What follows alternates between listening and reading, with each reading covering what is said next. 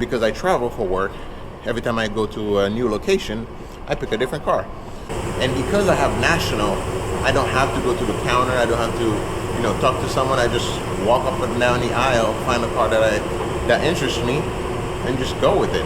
I mean, it's the coolest thing ever.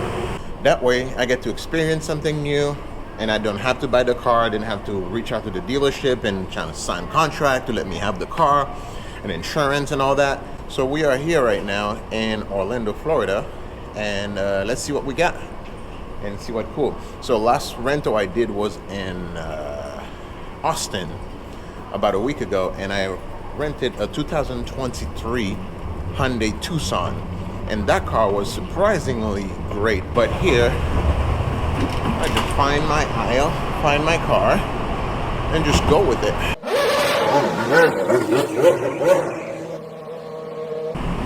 Generally, I pick up something exotic, but right now they don't have too many options. So it's either I go with the Tucson that I had last week in Texas, or I go with this GMC Terrain, which doesn't look bad because I do not want a sedan. None of the options they have anyways that I want. So let's see. All right, let's check this Terrain out. Let's see what the inside looks like. It's all right. Two-tone gray and black interior, basic. It's okay. I don't know. And yeah, we have this Altima here.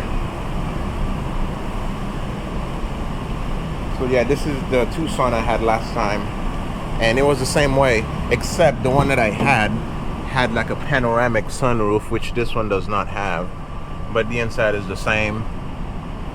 It may even have less features, but it looks like about the same. There's no reason to go with the same thing again. And because it's Florida and it rains without any, without any warning, I don't want a small car. I don't want a sedan. I want something someone can see me in and something I can get around. I rented this car out in Hawaii about 2 or 3 years ago, and this is the Mazda CX-5 all-wheel drive. So all-wheel drive is great. I love that, especially when it rains without notice. But let's see, another Tucson. This Ford Edge, I've rented this before. I liked it. Maybe I'll go with that, because over there on the left, all they had was like Hyundai Santa Fe. There's like 5 Santa Fe's in a row. I think against my wanting. Ooh, I wonder if this is cool. Buick Envision. It's small enough. It looks like my style. Maybe this is my car. Although the Envision, it's on that side. Because usually we got gray, this is green. Yes, but the Edge, you guys have it on both places. It's looking that big, that size. Well, this is smaller. This is a tiny car compared to this. Yeah, the same? I mean, yeah, this is that one is smaller than this. This one is a Ford, right? The what? This one is a Ford. For what? Ford. Yeah, and that's a Buick. Yeah. ¿Es no problema? No hay problema. Ok, no problema. ¿Tú cuenta que no tienes? Eso es lo mismo. Sí. Muchísimas gracias. Because I don't know exactly. Oh, no worries. Thank the you. The guys do the checkpoint. I don't do checkpoint. I just park. Yeah, because I try to drive a different car each time, and I had this one last weekend when I was in Texas, so I'm like, what else is new? So awesome, perfect. I'll get that one. Thank you very much. All right. So it looks like the Envision is ours. I'm envisioning myself and an Envision. Yeah, because they have the Ford Edge over there, and they also have it over here, and this is a titanium, which is weird. It's a titanium, but not even a sunroof. What does a titanium means in this world? There really isn't anything else except for that's Mitsubishi, which I'm not really interested in. So if I want to drive something different, the Envision is the way to go. The other thing that I usually do, that I like to do, is rent a car that has the license plate of the state that I'm in. That way I don't look out of place. If I park the car somewhere, like I don't get a ticket because they know I'm out of state and I'm not gonna come back to fight it. I'm just gonna pay it. So I try to rent a car that has the license plate of the state that I'm in. Unfortunately, the Buick Envision has a Georgia license plate. I don't know how people in Florida feels about people from Georgia, so that may not be a good thing. But it's the only one they have. Okay, let's go with the Buick Envision, since I've never... Actually, I don't even remember the last time I've driven a Buick of any sort. So, the Envision it is. Let's do this. I've come from far away. Take me home, back to yesterday. With you, I wanna stay. Hold my heart, keep my love. Okay, so this is a 2023 Buick Envision. Ooh, I like these headlights. Looks like some kind of LED. This is a nice key. The key for it. In the back has the Buick logo. You have lock, unlock. Press it twice for remote start, and then twice for tailgate. Bottom for alarm.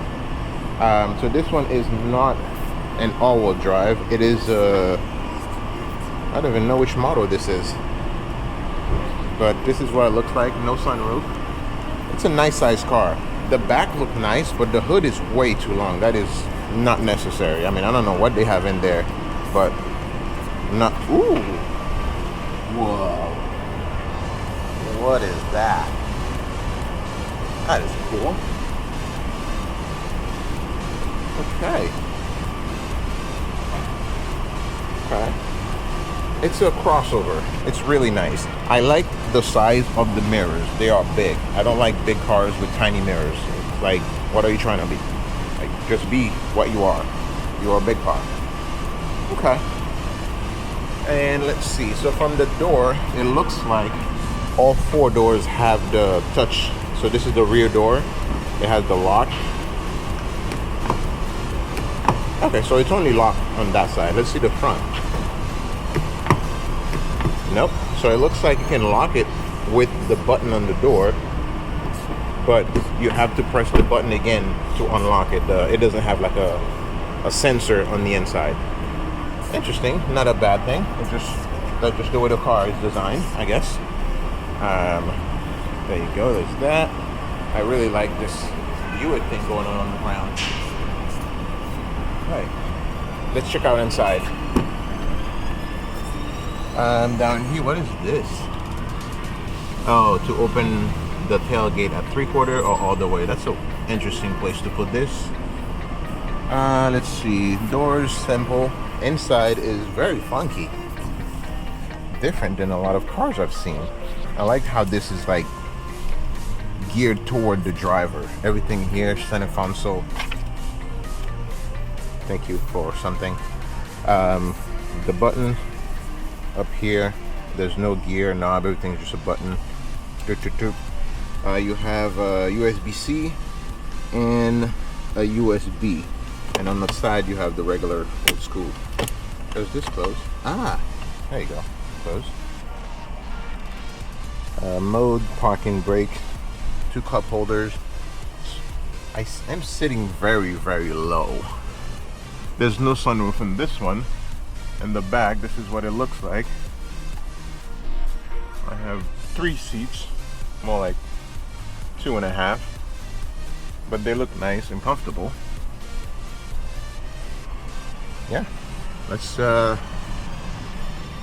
take this puppy for a ride. Oh, the other thing too is how long it takes me to connect my phone to this system situation. So let's try this out. All right, push to start. Welcome. Thank you. Oh no. Well, I already figured out how to do the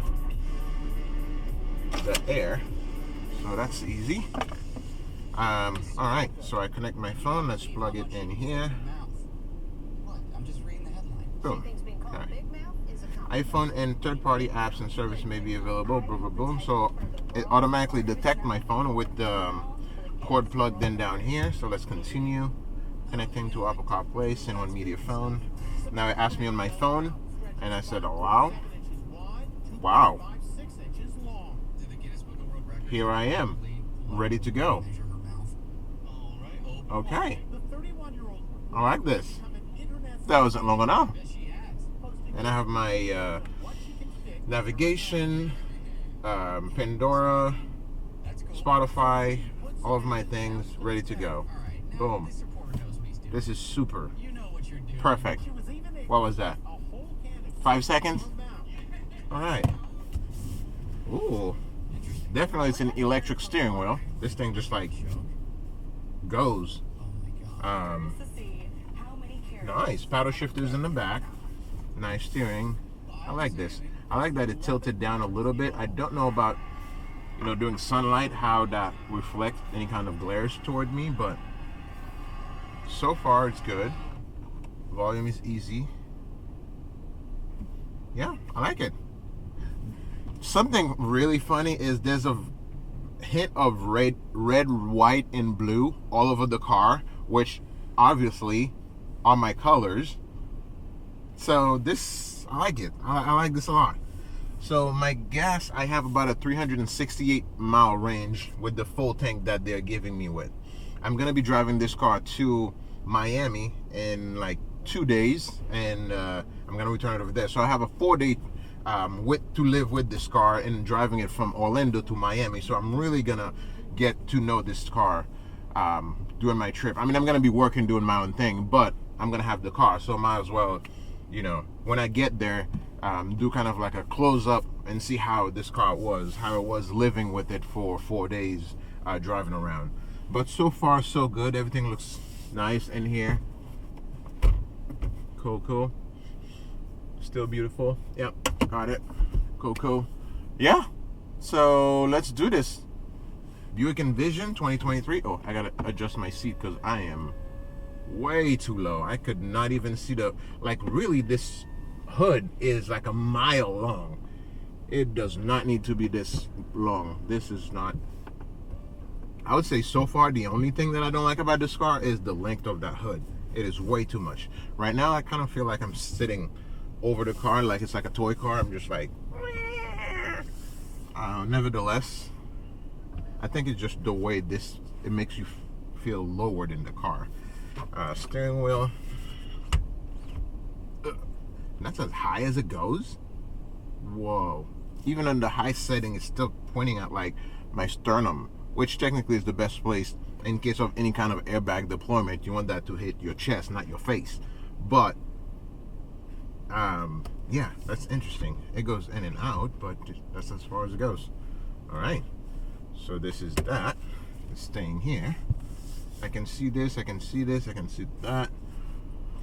The side hump, the wheel arches, the hip of the car are massive, so I can see them in the rearview mirror very prominently.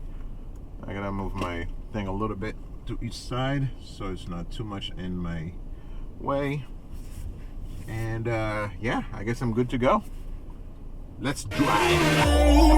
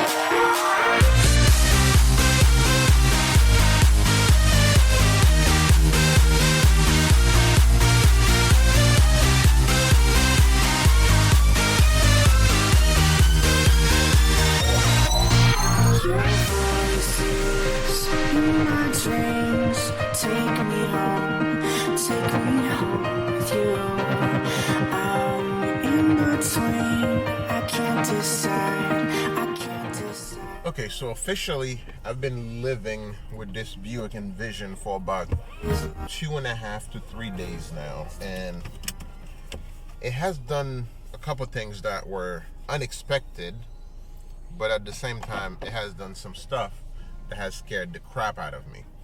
For example, I was merging into a lane after my turn signals had gone off, and it vibrated the seat, and the right side of my thighs vibrated. So I thought that was really cool. So there was an audible sound that I was merging without proper signaling, and there was also the vibration from my seat.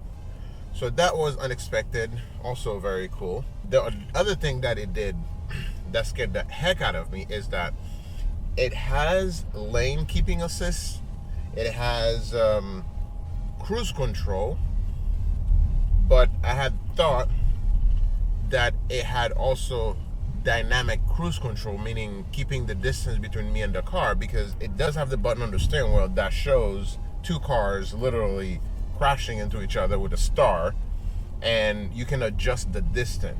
So I'm saying, okay, why would it allow me to adjust the distance between me and the car in front of me if it's not going to automatically regulate my speed or brake if the car needs to? Well, it doesn't do that, because if I can't figure it out, and I've sold cars for a living recently that have features like that, and I've been driving so many cars with these features as well, then how will a regular person that this is their first high technology car figure this thing out?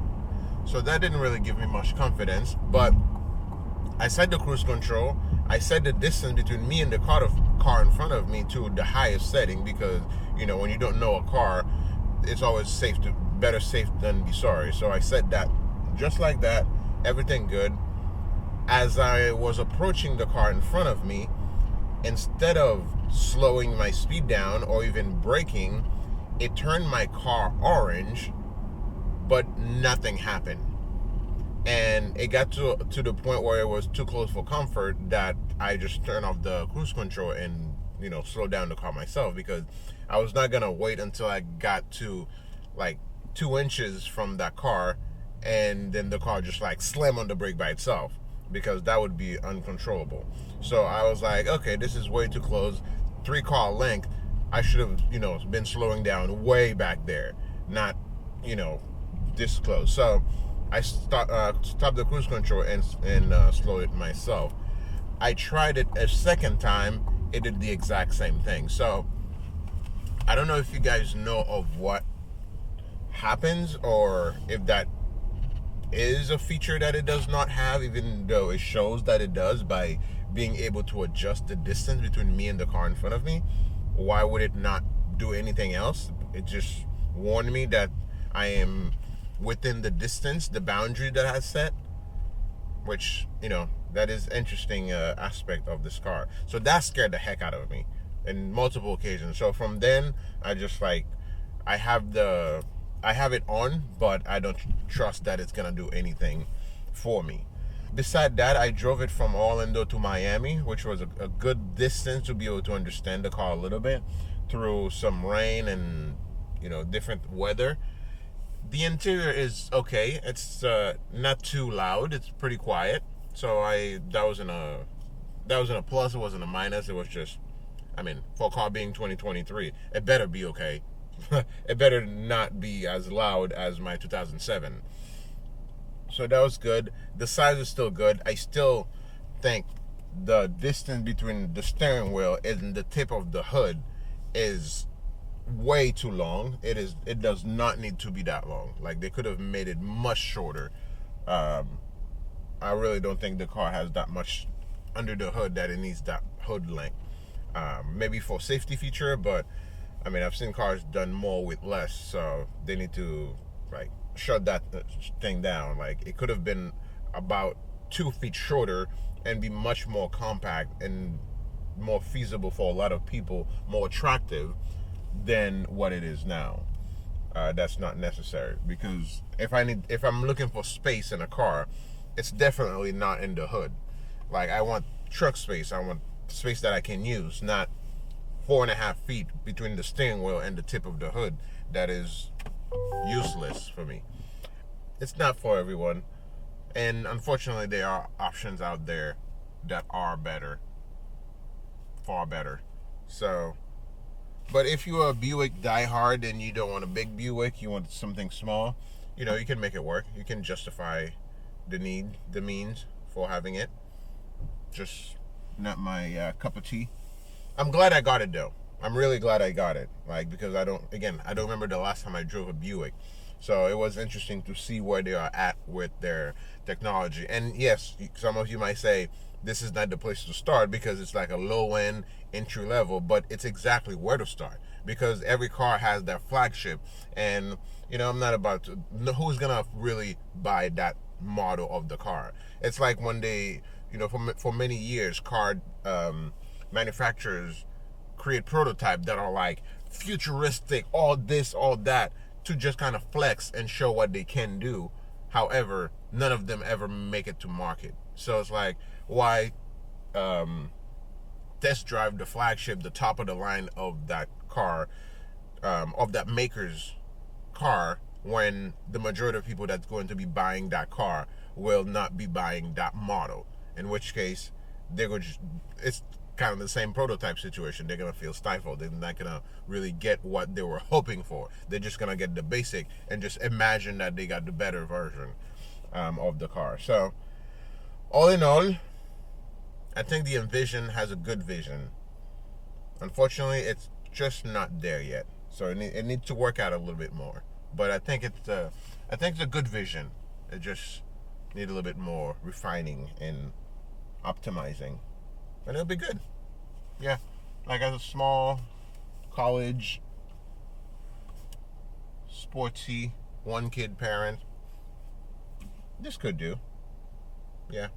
And on that note, this is my overlook at the Buick Envision 2023 that I got from National. Thank you, National. This was not sponsored, but for allowing me to be able to do things like that, because I can just go pick up a car, keep it for a week, cost me nothing.